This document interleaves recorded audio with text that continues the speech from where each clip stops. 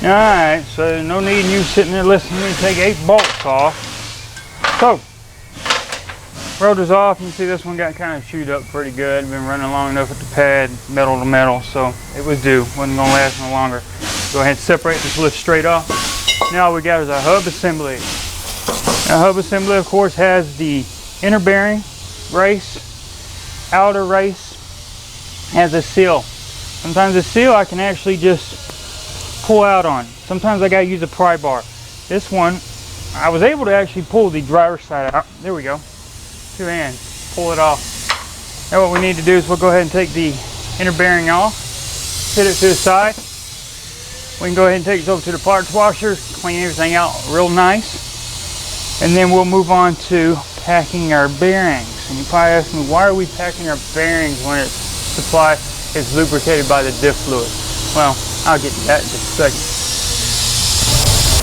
Alright, so now, the reason why I'm packing these wheel bearings instead of waiting for the fluid from the diff to supply oil to them is because I don't want them to prematurely fail. We work in a certain location that kind of, let's put it this way, we're a stone's throw away from the interstate. And that's going to come into play in a minute. You say, what does that got to do with anything? Well, in order for the bearings to get lubed by the diff, fluid needs to get circulated from left to right.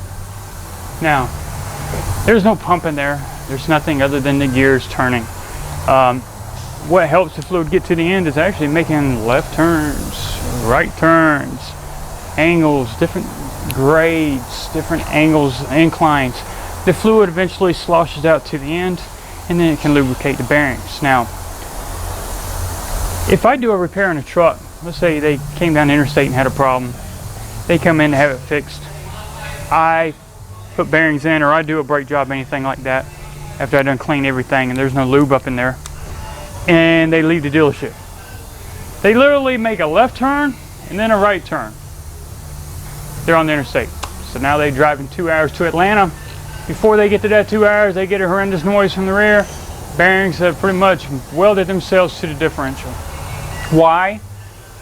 No left, right turns. Nothing allowed the fluid to slosh out to the ends. So what they recommend doing in the service info is go ahead and pre-pack in the bearings. That way the bearings have already got grease on them.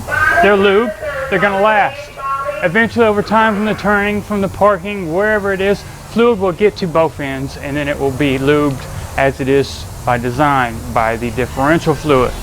But in the meantime, we got to give it a little something to survive, a little snack. We got to give it like an appetizer before it gets to the entree. So that's what the wheel bearing grease is for, is to give it some life expectancy to make up for the not turning, whatever. Now, there's another trick you can try, and I do that from time to time. I still put grease on here, but what I also do is when I get done with these trucks, I drive out. I've got a certain place over there by the dealership where I park the truck, and it's got a pretty good incline to it. I'd say about 20 degrees at least.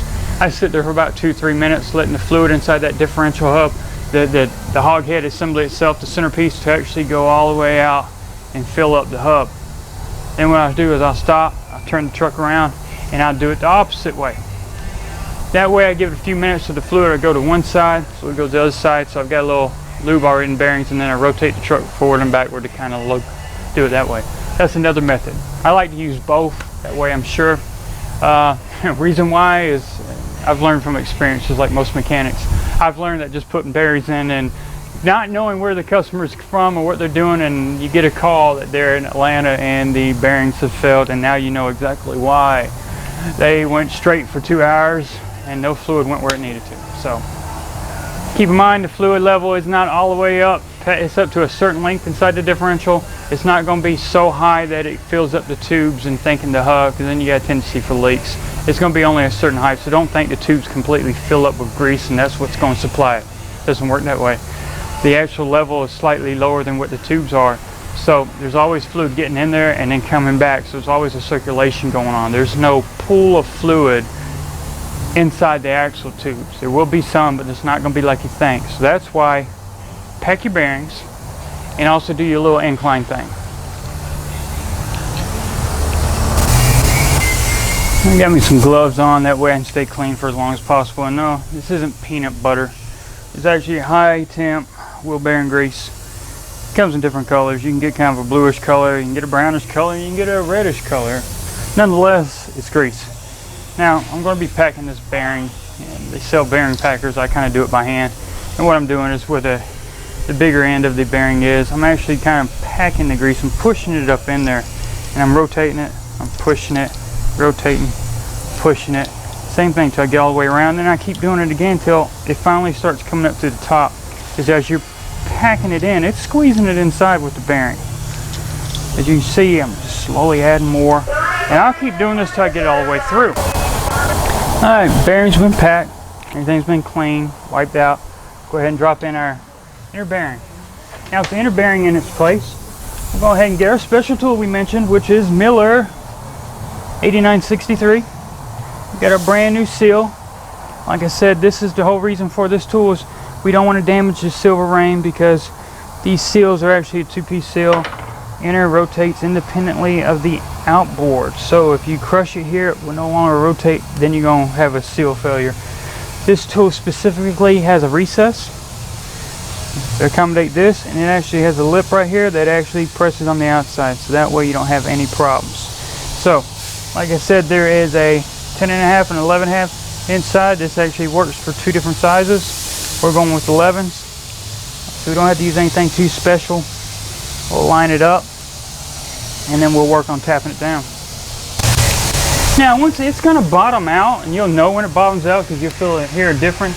But I want to kind of pre-start it. I want to get it kind of straight, and then we'll get my tool. I'm just going to do some gentle taps. It doesn't take much.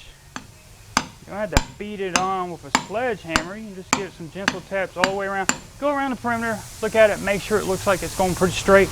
Keep going, tap, tap, tap, tap. And like I said, you'll hear a difference in tone, and it will stop right there. You hear the difference? We're now bottomed out. Take our tool off. Got a nice little seal. The inner seal rotating independently at the outer. So now we're good to go. Now what we're going to do is we're going to get the rotor. We're going ahead and bolt it down in place. So please excuse the clutter, guys. You're taking this apart. You got a tool here. You got bolts here. It just happens. All right, like I said, the seal's in place. We got our new rotor. Go ahead and sit it down. Make sure both surfaces are cleaned. Now the bolts already have a Loctite on them. The bolts you're going to be using actually got a head on here, and what it does, it centers the rotor up inside against the hub. And like I said, you got a total 8 of those. Now I'm going to snug them down, and then I'm going to come back and torque them. Torquing the rotor to the hub, you're going to go 95 foot-pounds. Keep that in mind, 95 foot-pounds for these bolts right here. Now I'm going to get them started by hand, and then I'm going to go ahead and snug them down a little bit. Like I said, I'm going to come back and torque them. Once I get them torqued on, I'm going to go ahead and clean the surfaces with some brake clean, both this side and the other side, and then I'm going to get ready to slide this up on the disassembly. So I like to clean it all off with some brake cleaner. One, it gets my handprints off, which I'm going to get more on there.